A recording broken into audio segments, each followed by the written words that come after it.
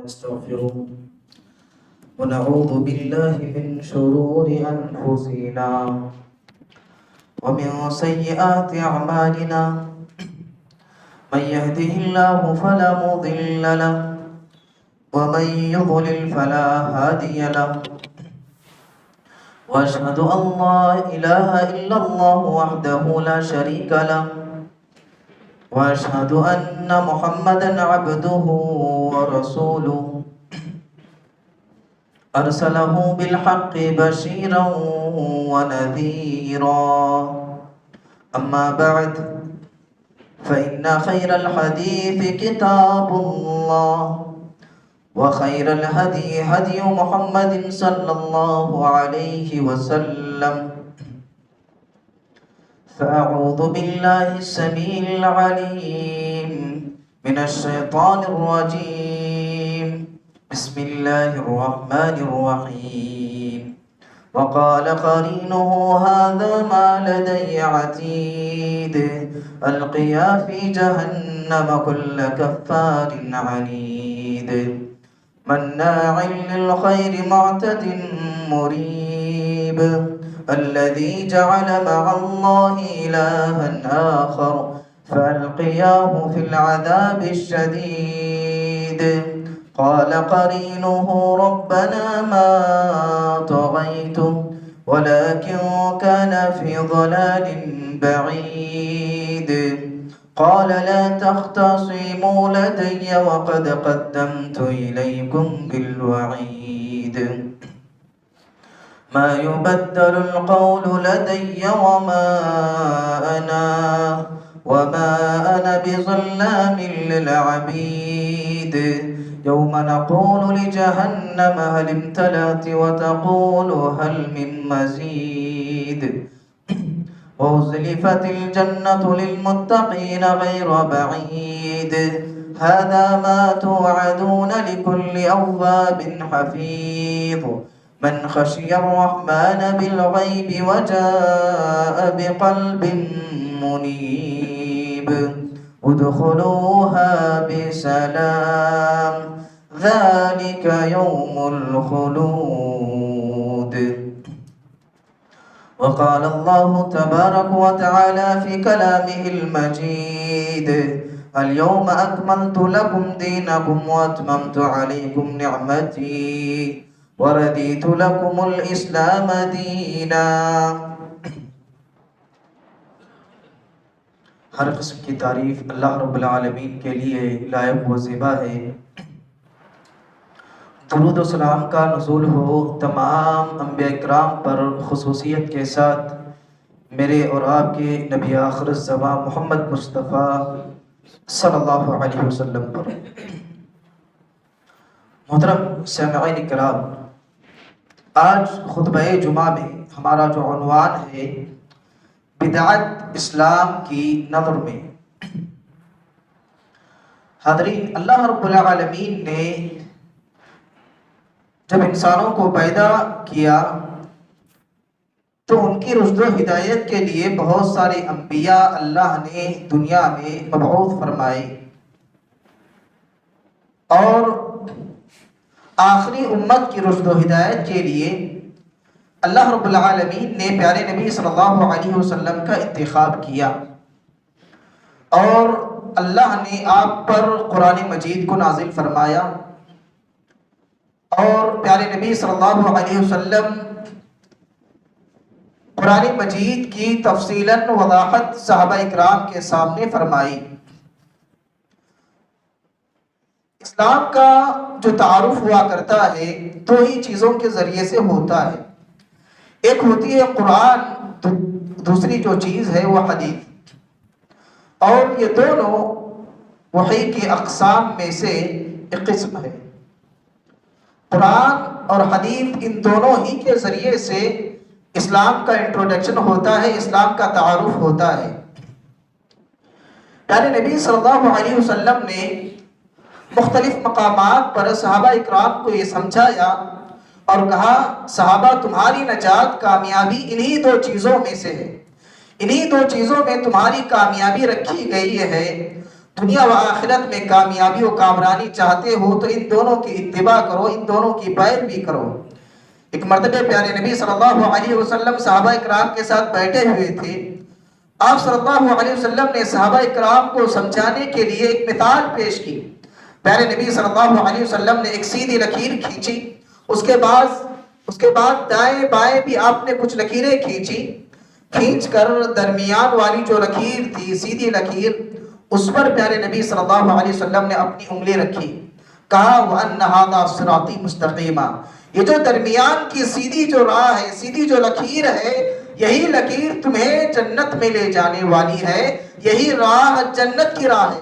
اس کے دائیں بائیں جو بھی لکیریں ہیں یہ شیطان کے راستے ہیں، اور جو کوئی اس صراط مستقیم سیدھی لکیر کو چھوڑ کر کے دائیں بائیں والی لکیروں کا انتخاب کرے گا تو وہ گمراہ ہو جائے گا، سیدھے راستے سے بھٹک جائے گا۔ اور جو درمیان والی راہ ہے وہی صراط مستقیم ہے، اور وہی قرآن و سنت والی راہ ہے۔ جیسا کہ موطا کی روایت ہے، پیارے نبی صلی اللہ علیہ وسلم نے فرمایا ترکت فیکم امرین لن تضلوا ما تمسکتم بہما کتاب اللہ و سنتی۔ آپ صلی اللہ علیہ وسلم نے فرمایا میں تمہارے درمیان دو چیزوں کو چھوڑ کر جا رہا ہوں، میرے گزر جانے کے بعد جو کوئی ان دونوں چیزوں کو مضبوطی سے تھامے رہتا ہے وہ کبھی گمراہ ہو ہی نہیں سکتا۔ وہ دو چیزیں کیا ہے؟ ایک ہے قرآن، دوسری ہے سنت، یعنی پیارے نبی صلی اللہ علیہ وسلم کی حدیث۔ اسی طرح سورہ طٰہٰ آیت نمبر 123 میں اللہ نے فرمایا فَمَنِ اتَّبَعَ هُدَايَ فَلَا يَضِلُّ وَلَا يَشْقَىٰ، جو کوئی میری ہدایت کی اتباع کرتا ہے، میری ہدایت کی پیروی کرتا ہے، وہ نہ گمراہ ہو پائے گا، نہ وہ تکلیف میں رہے گا، بلکہ امن و امان میں رہے گا۔ سورہ اعراف آیت نمبر 3 میں اللہ نے فرمایا اتبعوا ما انزل الیکم من ربکم ولا تتبعوا من دونه اولیاء قلیلا ما تذکرون۔ اللہ نے فرمایا تمہارے رب کی طرف سے، تمہارے رب کی جانب سے جو نازل کیا گیا ہے اسی کی اتباع کرو، اسی کی پیروی کرو۔ وَلَا تَتَّبِعُوا مِن دُونِهِ أَوْلِيَاءَ قَلِيلًا مَا تَذَكَّرُونَ، اور ان دونوں چیزوں کو چھوڑ کر کے، یعنی وحی کو چھوڑ کر کے کسی تیسری چیز کی اتباع اور پیروی نہ کرو، یعنی من گھڑت سرپرستوں کی اتباع اور پیروی کے ذریعے سے اپنے آپ کو ہلاک نہ کرو۔ تو محترم سامعین، وحی صرف دو چیزیں ہیں، ایک قرآن، دوسری حدیث۔ اللہ نے اس آیت میں واضح طور پر فرما دیا جو رب کی جانب سے نازل کیا گیا ہے اسی کی اتباع کرو۔ اللہ کی طرف سے نازل کی گئی صرف دو چیزیں ہیں، ایک ہے قرآن، دوسری ہے سنت یعنی حدیث۔ انہی دونوں چیزوں کی اتباع کرنے کا اللہ رب العالمین نے واضح طور پر حکم دیا ہے۔ ساتھیو، اب آپ اندازہ لگائیں، قرآن کی تمام آیتیں اور حدیثیں ہمیں اس بات کی تعلیم دیتی ہیں کہ ہمیں اتباع صرف دو چیزوں کی کرنا ہے، قرآن کی کرنا ہے، سنت کی کرنا ہے، اور یہ بھی بتایا گیا کہ اسی میں کامیابی ہے، اسی میں نجات ہے، اور انہی دو چیزوں کے ذریعے سے ہدایت ملتی ہے۔ اب ان دونوں چیزوں کے علاوہ تیسری چیز کیا ہوگی آپ اندازہ لگائیں۔ ان دونوں کے علاوہ جو تیسری چیز ہے اسی کو بدعت سے تعبیر کیا جاتا ہے۔ بدعت کسے کہتے ہیں؟ قرآن و سنت کی مخالفت کرتے ہوئے اللہ رب العالمین کا تقرب حاصل کرنے کے لیے دین میں کوئی نیا کام ایجاد کرنا بدعت ہے۔ بدعت کی تعریف میں دوبارہ دہراتا ہوں، قرآن و سنت کی مخالفت کرتے ہوئے اللہ رب العالمین کا تقرب حاصل کرنے کے لیے، اللہ سے قریب ہونے کے لیے دین میں کوئی نیا کام ایجاد کرنا بدعت ہے۔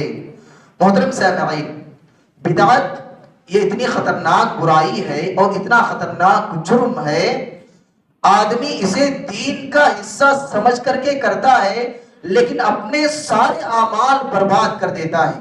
اسی لیے اللہ نے قرآن مجید میں فرمایا یا ایھا الذین آمنوا اطیعوا اللہ واطیعوا الرسول ولا تبطلوا اعمالکم، اے ایمان والو اللہ کی اطاعت کرو اور اس کے رسول کی اطاعت کرو، اپنے اعمال کو برباد نہ کرو۔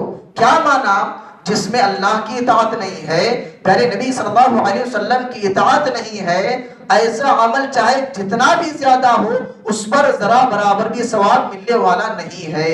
یہی وجہ ہے کہ قیامت کے روز بعض افراد ایسے آئیں گے جو دنیا میں عبادت کر کے تھکے ہوئے ہوں گے، اتنی زیادہ وہ عبادت کریں گے لیکن ان کے نام اعمال میں نیکیاں نہیں ہوں گی۔ کیوں نیکیاں نہیں ہوں گی؟ اس لیے کہ ان کا جو عمل ہے اللہ کے فرمان کے مطابق نہیں ہوگا، پیارے نبی صلی اللہ علیہ وسلم کی اطاعت کے دائرے میں نہیں ہوگا، بدعتیں وہ کریں گے، بدعتیں انجام دیں گے، بدعت و خرافات کی وجہ سے ان کے سارے اعمال برباد ہو جائیں گے۔ محترم سامعین، یہ بات یاد رکھیں، دین اسلام مکمل دین ہے۔ اللہ نے قرآن مجید میں فرمایا الیوم اکملت لکم دینکم واتممت علیکم نعمتی ورضیت لکم الاسلام دینا، کہ آج میں نے تمہارے لیے تمہارے دین کو مکمل کر دیا اور میں نے اپنی نعمت کو تم پر تمام کر دیا اور تمہارے لیے میں نے دین اسلام کو مکمل کر دیا ہے۔ دین اسلام ایک مکمل دین ہے اور اس دین کو بنانے والی ذات رب العالمین کی ذات ہے۔ اسی لیے دین میں کوئی بھی آدمی چاہے جتنا متقی ہو، پرہیزگار ہو، کوئی بھی شخص اپنی طرف سے ایک بات بھی داخل کرنے کی گنجائش نہیں ہے۔ اب دیکھیں، مکمل پیالہ، بھرا ہوا پیالہ کسے کہیں گے؟ مکمل بھرا ہوا گلاس پانی سے کسے کہیں گے؟ جس گلاس میں، جس پیالے میں ایک قطرہ پانی جانے کی بھی گنجائش باقی نہ ہو، جس پیالے میں ایک قطرہ بھی پانی جانے کی گنجائش باقی ہے تو اسے مکمل نہیں کہتے۔ اسی طرح دین اسلام مکمل دین ہے جس میں ذرہ برابر بھی بات ایڈ کرنے کی ضرورت نہیں ہے، تمام چیزوں کا حل اس میں موجود ہے۔ محترم سامعین، آخر بدعت یہ اتنا بڑا جرم کیوں ہے؟ یہ بات یاد رکھیں، جو کوئی بدعت کو ایجاد کرتا ہے وہ اپنے آپ کو اللہ سے بڑا کہتا ہے۔ یعنی نبی صلی اللہ علیہ وسلم نے جو طریقہ بتایا ہے اس طریقے سے اپنے طریقے کو بہتر قرار دیتا ہے، اور جو آدمی اپنے آپ کو اللہ سے بڑا تصور کرے، پیارے نبی صلی اللہ علیہ وسلم کے طریقے سے اپنے طریقے کو پیارے نبی صلی اللہ علیہ وسلم کے طریقے سے بہتر قرار دے تو سوچو وہ آدمی کتنا بڑا جرم کر رہا ہے۔ اس لیے بدعت کی بڑی مذمت آئی ہے۔ پیارے نبی صلی اللہ علیہ وسلم اپنے ہر خطبے میں بدعت سے ڈرایا کرتے تھے، ہر خطبے میں بدعت کے بارے میں کہا کرتے تھے کہ بدعت سے بچو، بدعت سے پرہیز کرو۔ پیارے نبی صلی اللہ علیہ وسلم کی مشہور و معروف حدیث ہے، آپ چاہے خطبہ نکاح ہو یا کسی اور قسم کا خطبہ ہو، خطبہ جمعہ ہو، خطبہ عیدین ہو، تمام خطبوں میں آپ یہ بات کہا کرتے تھے۔ کیا آپ کہا کرتے تھے؟ فَإِنَّ خَيْرَ الْحَدِيثِ كِتَابُ اللَّهِ، کہ سب سے بہترین بات جو ہے وہ اللہ تعالیٰ کی بات ہے۔ وَخَيْرَ الْحَدِيِ حَدِيُ مُحَمَّدٍ صلی اللہ علیہ وسلم، سب سے بہتر طریقہ پیارے نبی صلی اللہ علیہ وسلم کا طریقہ ہے۔ وَشَرَّ الْأُمُورِ مُحْدَثَاتُهَا، اور سب سے بدترین جو امور ہیں وہ کیا ہیں؟ دین میں نئی نئی چیزیں ایجاد کرنا ہے۔ وَكُلَّ مُحْدَثَةٍ بِدْعَةٍ، دین میں ہر نئی ایجاد کی گئی چیز کیا ہے؟ بدعت ہے۔ وَكُلَّ بِدْعَةٍ ضَلَالَةٍ، اور ہر بدعت گمراہی ہے۔ وَكُلَّ ضَلَالَةٍ فِي النَّارِ، اور ہر گمراہی جہنم میں لے جانے والی ہے۔ آپ دیکھیں اس حدیث میں غور کریں، اللہ کے نبی ہر خطبے میں کہا کرتے تھے بہترین بات کس کی ہے؟ سب سے اللہ کی بات۔ اسی لیے ہمیں ہمیشہ اللہ کی بات کو مقدم رکھنا ہوگا، اللہ کی بات سب سے بہتر ہے۔ کوئی آدمی آ کر کے یہ کہے کہ قرآن کی یہ بات صحیح نہیں ہے، میری یہ رائے ہے، میرا یہ خیال ہے، میرے اندر یہ شبہ پیدا ہو رہا ہے، یہ ساری کی ساری چیزیں غیر مقبول ہے۔ کیونکہ سب سے بہتر بات جو ہے وہ اللہ رب العالمین کی ہے. سب سے بہتر طریقہ کس کا ہے؟ پیارے نبی صلی اللہ علیہ وسلم کا طریقہ. اگر کوئی آدمی اللہ کی بات کو سب سے بہتر نہیں مانتا، پیارے نبی صلی اللہ علیہ وسلم کے طریقے کو سب سے بہتر طریقہ تصور نہیں کرتا، اسی کے ذریعے سے آدمی دین میں نئی نئی چیزیں ایجاد کرنے والا بن جاتا ہے. اور دین میں ایجاد کی گئی نئی چیز جو اللہ کے تقرب کے لیے کی جاتی ہے وہ بدعت ہے.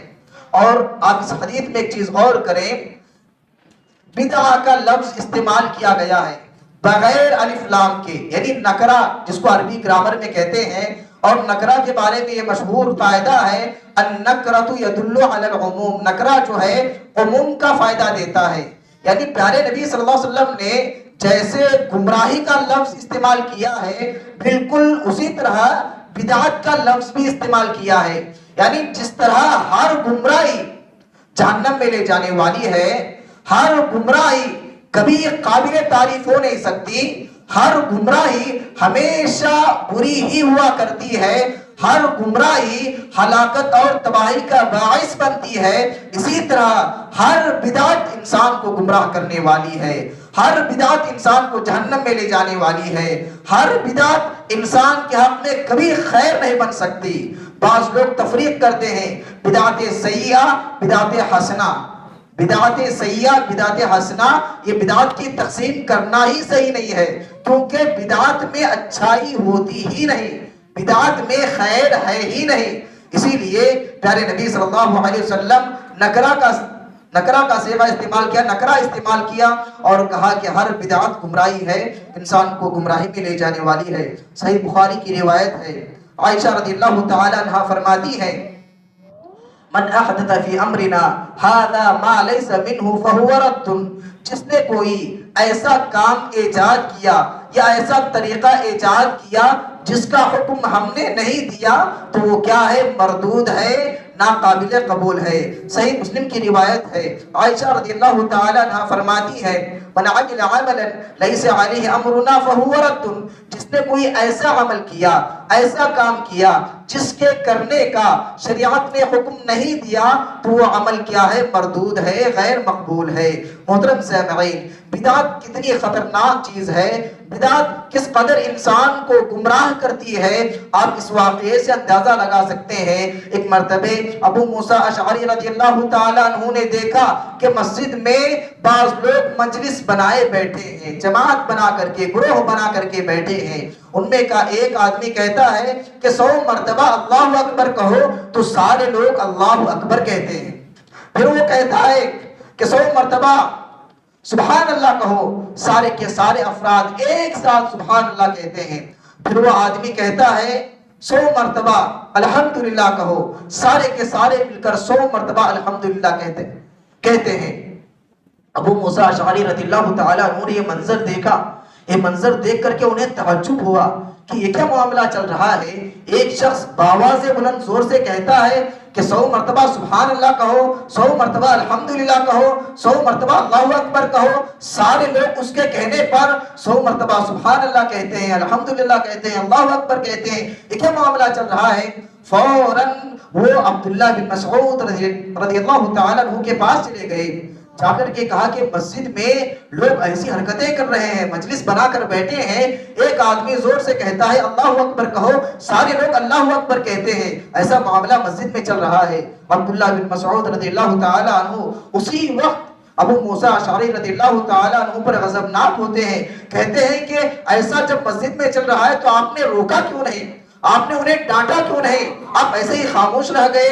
تو انہوں نے کہا کہ میں آپ کی رائے کا انتظار کر رہا تھا، میں آپ کی رائے لینے کے لیے یہاں تک آیا ہوں. عبداللہ بن مسعود رضی اللہ تعالیٰ عنہ فوراً مسجد چلے جاتے ہیں اور دیکھتے ہیں کہ یہ معاملہ چل رہا ہے تو انہیں ڈانٹتے ہوئے کہتے ہیں ابھی پیارے نبی صلی اللہ علیہ وسلم کے انتقال ہوئے چند ہی ایام گزرے ہیں، آپ کے کپڑے، آپ جس برتن میں کھانا کھاتے تھے وہ ساری چیزیں موجود ہیں، ابھی وہ چیزیں خراب نہیں ہوئی، ابھی تم نے دین میں نیا کام ایجاد کر لیا، دین میں نئی نئی چیزوں کو ایجاد کرنا شروع کر دیا.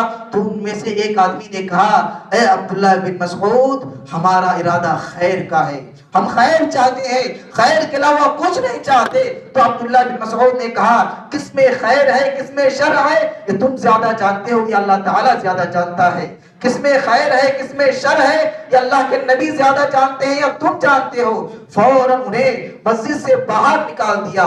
محترم سامعین، بدعت کتنی خطرناک ہوتی ہے، کس قدر انسان گمراہ ہو جاتا ہے جب زمانہ آگے بڑھا۔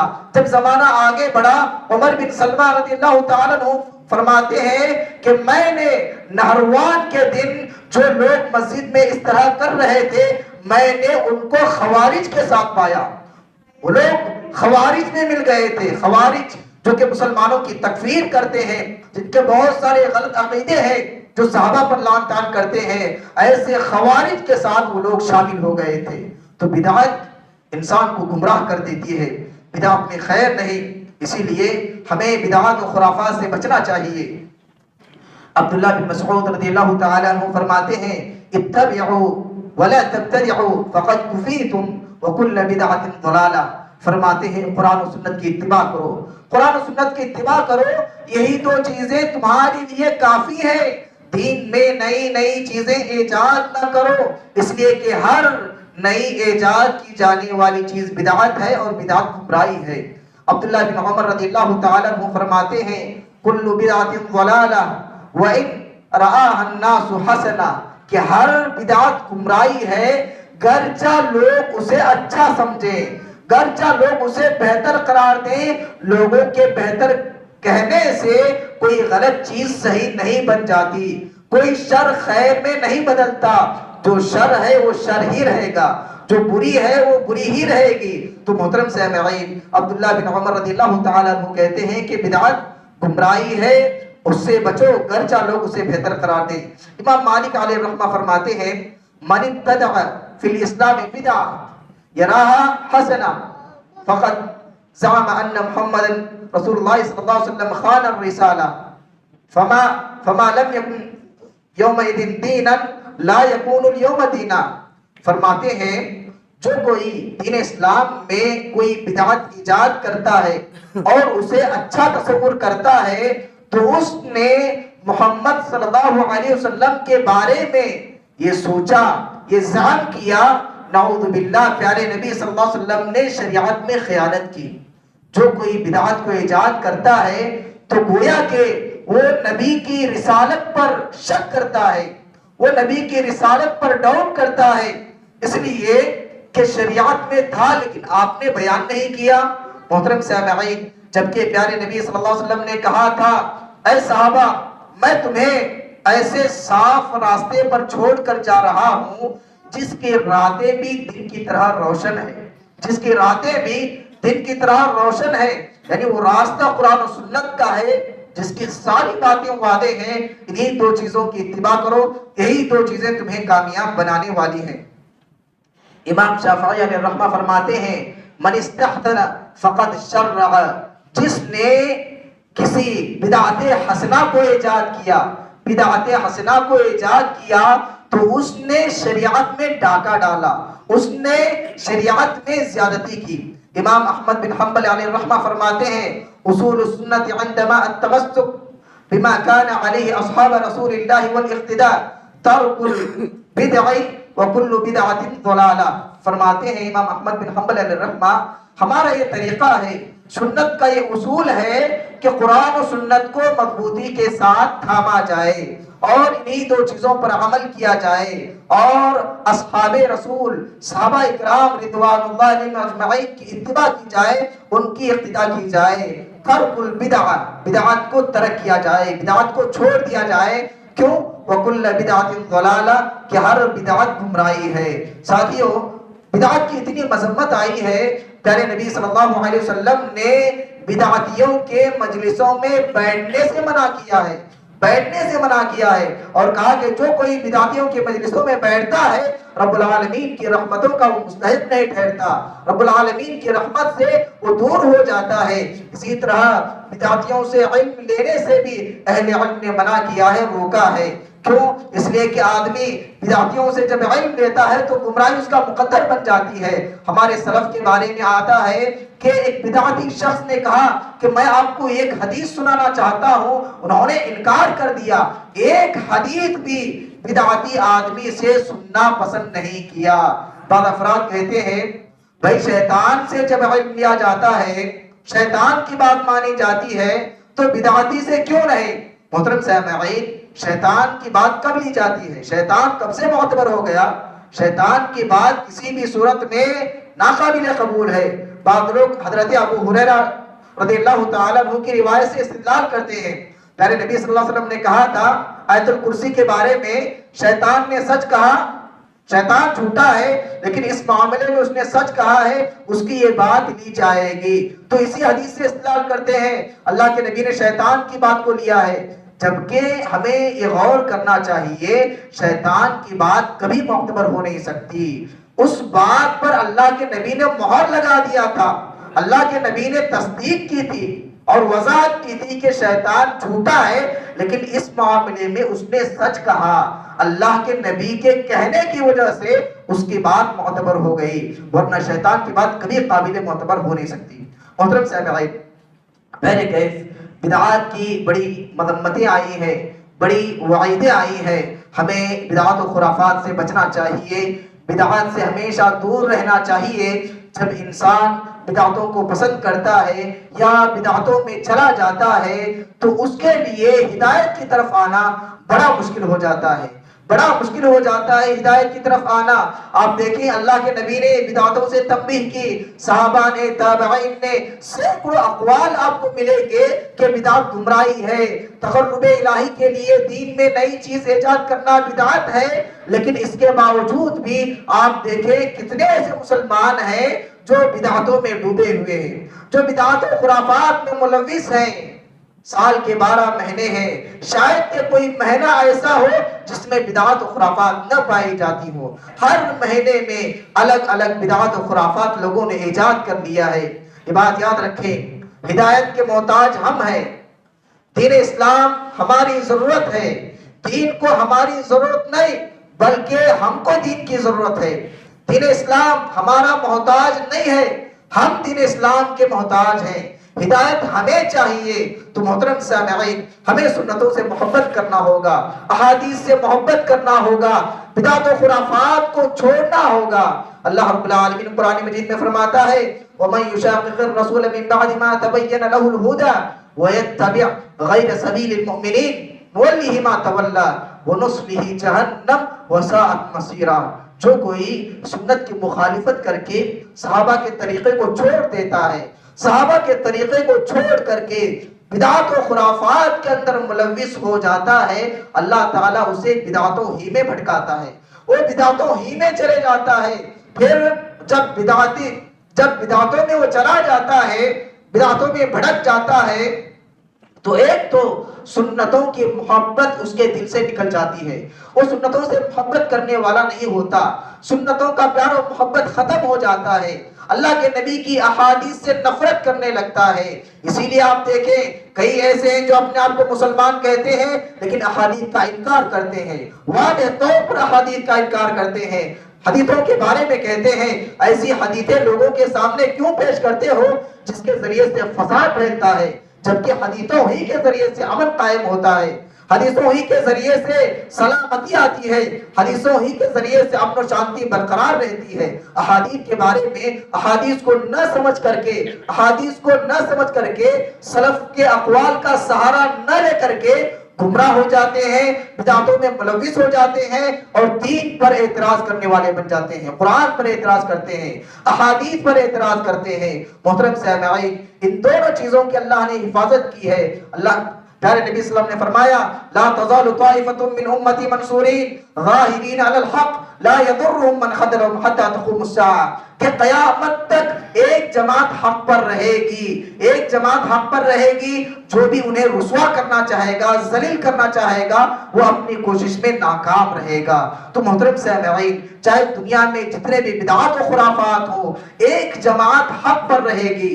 امام احمد بن حنبل علیہ الرحمہ نے بڑا ہی انصاف والا جملہ کہا ہے۔ امام احمد بن حنبل علیہ الرحمہ نے کہا طائفہ کی تشریح کرتے ہوئے، طائفہ سے مراد کون ہے؟ انہوں نے کہا ان لم یکن اہل الحدیث فلا ادری من ہم، ان لم یکن اہل الحدیث فلا ادری من ہم، اگر اس طائفہ سے مراد اہل الحدیث نہیں ہے تو میں نہیں جانتا کہ اس سے مراد کون سی جماعت ہے۔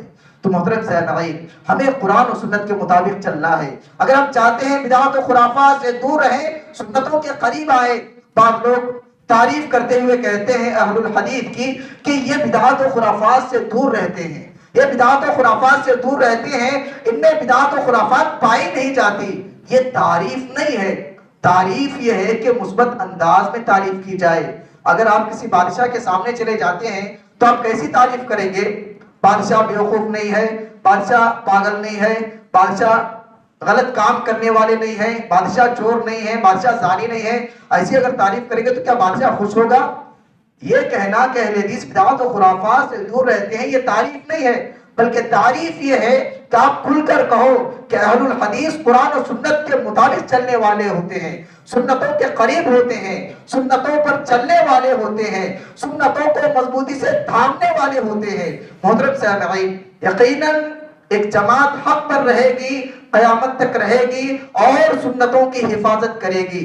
ہماری یہی دعوت ہے، ہم دین اسلام کی حفاظت کرنے والے ہیں۔ اگر کوئی آدمی کوئی نئی چیز بنا کر کے دین میں ایڈ کرنا چاہتا ہے تو ہم ایڈ ہونے نہیں دیں گے، اسے بدعت کہیں گے اور بدعتوں سے نفرت کریں گے، سنتوں سے ہم محبت کریں گے۔ محترم سامعین، آج دین اسلام بدنام ہے، دین اسلام کے خلاف مختلف جو شبہات غیر مسلموں میں ہیں تو انہی بدعات و خرافات کی وجہ سے آج بدعتوں کے ذریعے سے انسانوں کو کتنی تکلیف دی جاتی ہے۔ دیکھیں عید میلاد کے موقع پر ٹریفک جام کر کے کتنے لوگوں کو تکلیف دی جاتی ہے۔ ماہ رجب میں کئی بدعتیں کی جاتی ہیں، کئی ایک بدعتیں ہیں۔ میں مختصر انداز میں آپ کے سامنے بتا دیتا ہوں، وقت بہت کم ہے، کہ ماہ رجب کی 27ویں تاریخ کو ایک خاص روزہ رکھا جاتا ہے، اور اس روزے کے بارے میں یہ کہا جاتا ہے کہ ایک روزہ لاکھوں ہزاروں روزوں کے برابر ہے، لاکھوں ہزاروں روزوں کے برابر ہے، اور اس کے ذریعے سے اگلے پچھلے سارے گناہ معاف ہو جاتے ہیں۔ جبکہ اب دیکھیں اگلے پچھلے سارے گناہ معاف ہو جاتے ہیں، کتنا اس میں غلو ہے۔ جبکہ جو روزے شریعت سے ثابت ہیں، محرم کا روزہ ہے، ذی الحج کا روزہ ہے، اس کے بارے میں کہا گیا کہ ایک سال کے اگلے اور پچھلے سال کے گناہ معاف ہو جاتے ہیں، 2 سال کے گناہ معاف ہو جاتے ہیں، لیکن اس کے بارے میں کہا گیا کہ سارے گناہ معاف ہو جاتے ہیں، اور یہ صحیح حدیث سے ثابت ہے ہی نہیں۔ ایسی باتیں جس سے دین اسلام کا مذاق لازم آتا ہے، ایسی باتیں شریعت سے ثابت ہی نہیں ہوا کرتی۔ جیسا کہ امام شوکانی علیہ الرحمہ نے یہ بات فرمائی ہے کہ اس روزے کے بارے میں جتنی بھی حدیثیں ہیں سب واہی ہیں، غیر معتبر ہیں۔ امام جوزی علیہ الرحمہ فرماتے ہیں کہ تمام کی تمام احادیث موضوع ہیں اور بناوٹی ہیں۔ موضوع یعنی ضعیف احادیث کی سب سے گھٹیا قسم۔ اسی طرح رجب میں ماہ رجب کی پہلی شب جمعہ یعنی جمعہ کی پہلی رات کو ایک خاص نماز صلاۃ رغائب کے نام سے ادا کی جاتی ہے، جبکہ علامہ ابن رجب حنبلی علیہ رحمہ فرماتے ہیں هذه الصلاۃ بدعہ عند جمہور العلماء، جمہور علماء کے نزدیک جو نماز ہے بدعت ہے، اور فرماتے ہیں کہ 5ویں صدی ہجری میں یہ بدعت ایجاد ہوئی، 400 سال تک مسلمان اس بدعت سے دور تھے، 400 سال تک 5ویں صدی میں یہ بدعت ایجاد ہوئی۔ اسی طرح رجب کی 27ویں رات کو جشن معراج منایا جاتا ہے، جشن معراج منایا جاتا ہے۔ سب سے پہلی بات، معراج کس تاریخ کو اور کس مہینے میں ہوئی اس میں بھی مورخین اور محدثین دونوں کا اختلاف ہے۔ بعض نے کہا ربیع الاول، بعض نے کہا ربیع الثانی، بعض نے رمضان، بعض نے شوال۔ تو مہینے میں اختلاف ہے تو آپ تاریخ دیکھیں، تاریخ متعین کیسے کر سکتے ہیں؟ اور پیارے نبی صلی اللہ علیہ وسلم مکہ میں رہے اور معراج مکہ میں ہوئی، مدینہ میں آپ نے 10 سال تک، مدینہ میں آپ 10 سال رہے، لیکن جب یہ معراج جب آیا تو آپ نے نہ منایا، نہ صحابہ اکرام نے منایا، نہ تابعین نے منایا، کسی نے بھی منایا نہیں۔ تو محترم سامعین، جو قرآن و سنت سے ثابت نہیں ہے، جو سلف سے ثابت نہیں ہے، اسے عبادت کا درجہ دینا، عبادت سمجھنا، یہ ہماری بیوقوفی ہے، وہ کبھی عبادت بن نہیں سکتی۔ اسی طرح رجب میں جو ہے براق کی تصویر بنائی جاتی ہے، براق کی تصویر گھوڑے کی طرح، اس کے دو بازو ہوتے ہیں، اس کا چہرہ خوبصورت عورت کی طرح بنایا جاتا ہے۔ یہ جبکہ واضح حدیث میں آپ نے فرمایا کہ جہنم میں سب سے سخت عذاب ان لوگوں کو دیا جائے گا جو کسی جاندار کی تصویر کشی کرتے ہیں۔ جاندار کی تصویر کشی کرنا یہ ناجائز و حرام ہے۔ آپ براق پرندے کی تصویر کشی کیسے کر سکتے ہیں؟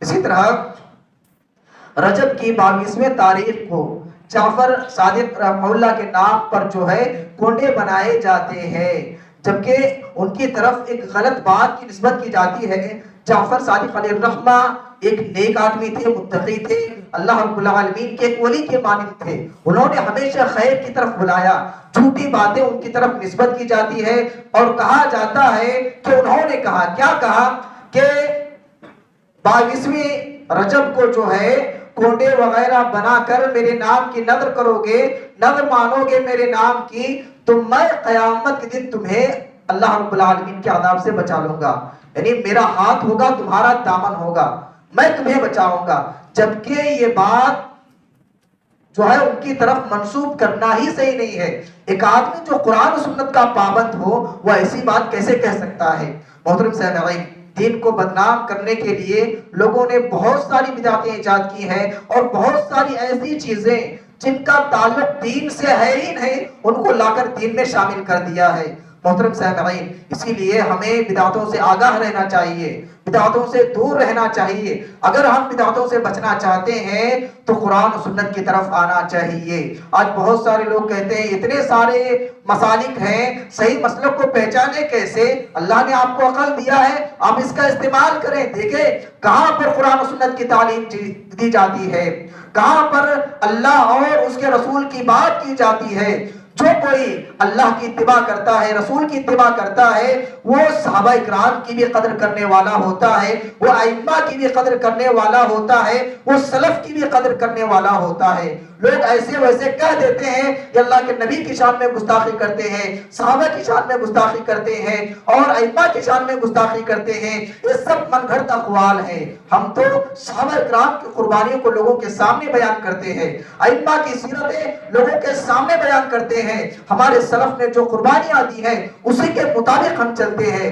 ہم نے سلف کی کبھی بھی مخالفت نہیں کی۔ بہرکیف محترم سامعین، دنیا و آخرت کی کامیابی اسی میں ہے کہ ہم سنتوں کے پابند بن جائیں، سنتوں سے محبت کرنے والے بن جائیں۔ ہم اگر سنتوں سے محبت کرنے والے بنیں گے تو یقیناً اللہ تعالی ہم سے محبت کرے گا، اللہ کے فرشتے ہم سے محبت کریں گے اور دنیا میں ہماری عزت ہوگی، قدر ہوگی۔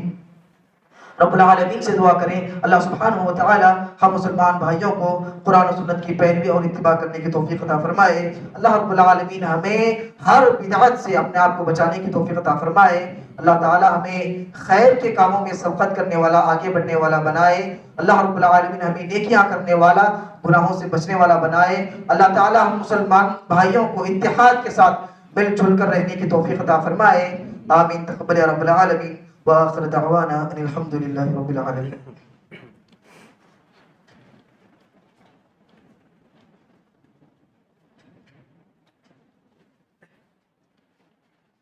نحمده ونستعينه ونستغفره ونعوذ بالله من شرور انفسنا ومن سيئات اعمالنا، من يهده الله فلا مضل له ومن يضلل فلا هادي له، واشهد ان لا اله الا الله وحده لا شريك له، واشهد ان محمدا عبده ورسوله ارسله بالحق بشيرا ونذيرا. اما بعد فان خير الحديث كتاب الله وخير الهدي هدي محمد صلى الله عليه وسلم.